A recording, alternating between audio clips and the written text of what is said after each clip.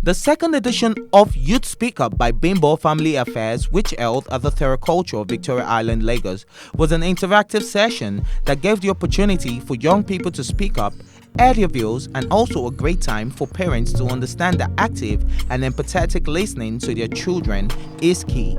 The event was also designed to encourage our youth to express themselves and also encourages the older generation to listen.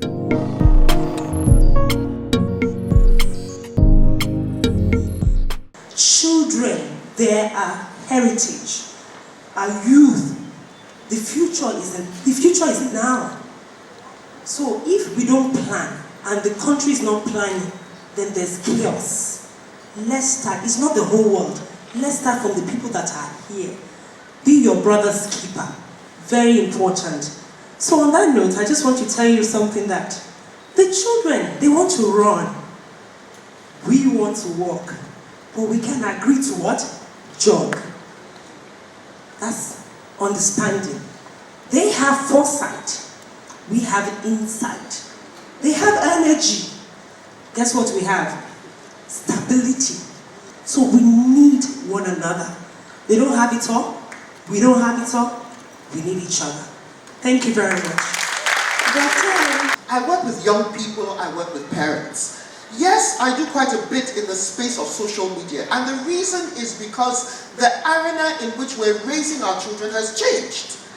And what has happened is, this is one of the things I say is our children are natives and we are immigrants. And this is one situation where the immigrants have to take control, because even though our children are native born to the social space, we must learn how we can parent them. But the truth of the matter is, you will kill yourself if you say you want to be monitoring them 24/7. So don't bother. 2, you would also kill yourself if you want to follow them and stalk them. Don't bother. What you need to do, and what we need to do, is keep reinforcing the values that will help them make right choices in whatever space they're doing. Yes, sexual preferences and, picking whatever you want to necessarily, believe in. So personally, I wouldn't say accept, I don't necessarily support, support is not the right word. I don't necessarily, go along the idea of homosexuality and whatever sexuality you believe in. But then I went to the UK, and, when I went to the UK, I saw different types of people, some were gay, some were lesbian, some were bisexual. And coming from a country like Nigeria, which we don't accept these these values, these way of life, so I'm confused. And the natural thing to do for me is to condemn this attitude. And the 2 years I've been in the UK, it's made me understand that religion is all about love, and regardless of whatever passion or path you choose to take, the most important thing is that you have love for people out there. So I may not understand why you decide you want to, go a certain way, but me as a Christian, I would love you, and I would accept you, and I would follow you. Generally, I'm a very confident person on my own, but once I start comparing myself to other people, I feel so insecure, and I start to, question, different things about myself. But it took me a while to realize that, this is you, it's all you, you comparing yourself to other people is what's bringing your confidence down, because I believe that, I'm an amazing person, but when I see other people, it kind of brings that down for me. So when you ask that, when is the right age to bring your child to social media and stuff like that, I don't really think that there's a right age, but your child needs to be able to be confident in themselves before you put them out there. Sometimes you should not compare yourself to someone else's, whatever you see on someone else's social media page. I mean, a lot of us here are hoping, I want to have 6 million followers, I want to be as, I want to have as many followers as Beyonce, have skin as good as Kim Kardashian. That's their life. It's their lives. They know what they're going through before you see all these good pictures and everything. You're not going through the same things.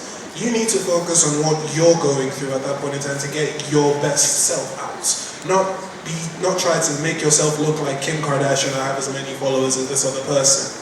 As much as they may be positives, they are also very much negatives. I came to the program today and it was actually quite good. I wasn't sure what to expect.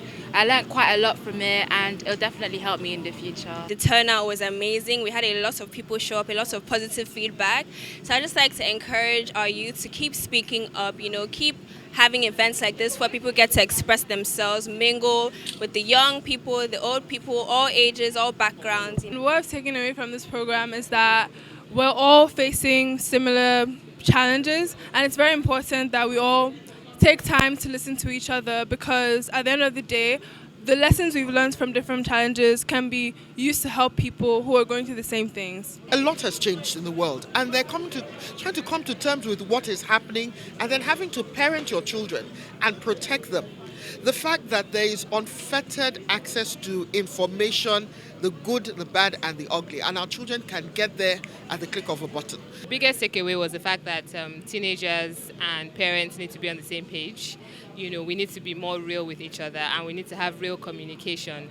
So what the kids are going through today, some of them we've experienced before, and like they rightly pointed out, there are some things that we've never experienced before because of the digital age. So the only way to be open with each other is to actually talk about it and not be scared of discussing what we're all facing in a way that the kids understand we want the best for them. And at the same time, we need to understand that the kids understand today's world better than we can. So it's not a struggle, but it's a combined effort. After experiencing the last session, I thought to follow up with this one, and as usual, so to speak, I'll say it was quite impactful. I mean, it gives parents an idea as to how to deal with the children and various challenges they come across. Nigerian parents, we have to start to look at our environment and look at how the world is expanding. And if things are changing, technology is changing, everything is changing, then our mindset also has to change. So change is the only constant. So even if our parents did not bring us up in a particular way, but the environment where we live now and the things that are happening around us now, we need to be very, very conscious of it. And so we need to change our styles, change our methods so that we can get results.